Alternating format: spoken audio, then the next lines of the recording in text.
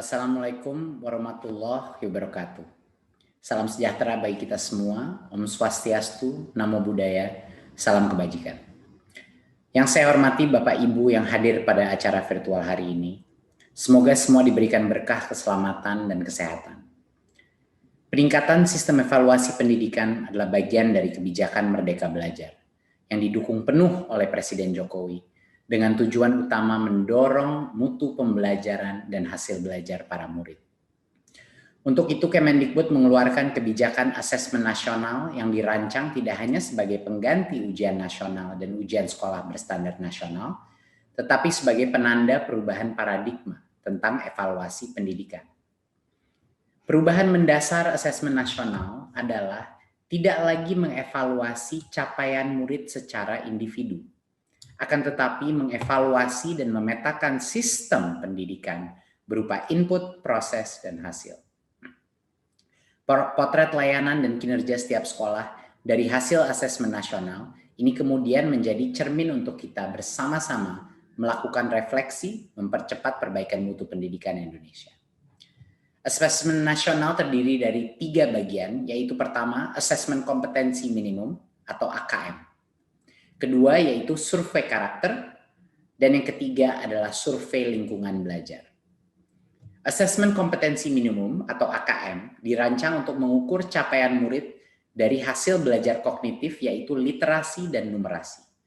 Kedua aspek kompetensi minimum ini menjadi syarat bagi murid untuk berkontribusi di dalam masyarakat, terlepas dari bidang kerja dan karir yang ingin mereka tekuni di masa depan.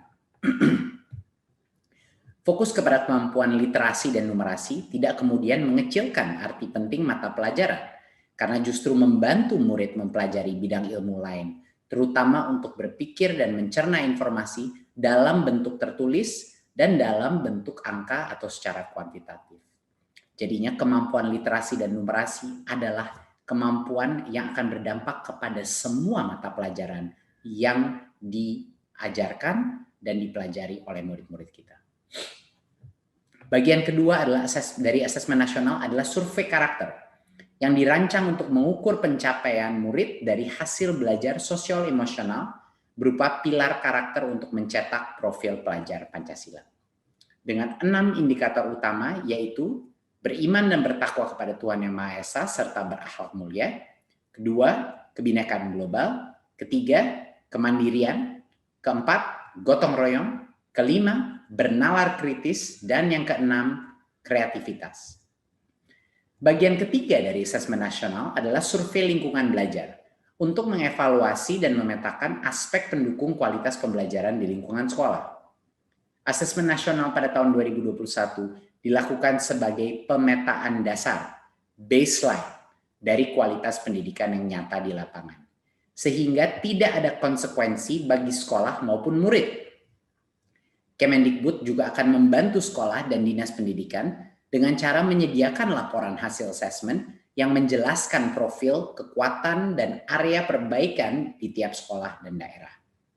Sehingga sangat penting dipahami, terutama oleh guru kepala sekolah, murid, dan orang tua, bahwa asesmen nasional untuk 2021 tidak memerlukan persiapan-persiapan khusus maupun tambahan yang justru akan menjadi beban psikologis tersendiri. Tidak usah cemas, tidak perlu bimbel khusus untuk asesmen nasional.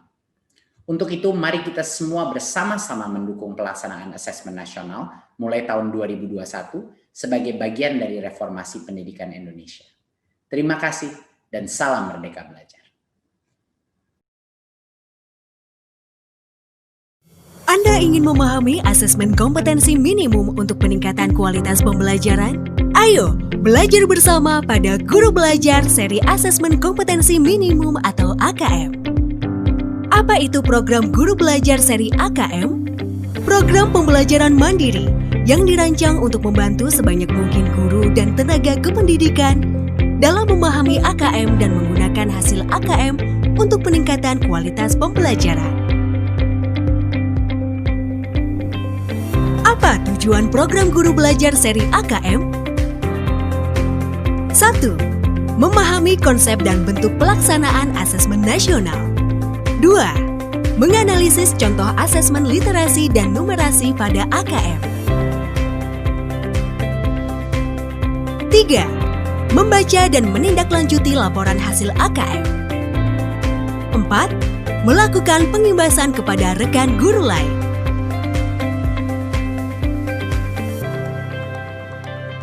Apa serunya belajar bersama di program Guru Belajar seri AKM? 1. Lebih fleksibel. Anda bisa mengatur sendiri waktu belajar Anda. 2. Lebih mudah. Anda lebih mudah mempelajari konten pembelajaran yang lebih sederhana. 3. Lebih kolaboratif. Anda bisa belajar bersama rekan guru lain. Apa saja tahapan program Guru Belajar seri AKM? Tahap 0. Orientasi program. Pembelajaran peserta dengan latar belakang, tujuan umum, kebijakan, dan alur program Guru Belajar seri AKM. Tahap 1. BIMTEK. Pembelajaran peserta dengan konsep asesmen nasional, konsep AKM, butir soal literasi dan numerasi, serta membaca dan menindaklanjuti hasil AKM. Tahap 2. Pengimbasan dengan cara mengajak dan mendampingi guru lain di satuan pendidikan untuk mengikuti program Guru Belajar seri AKM.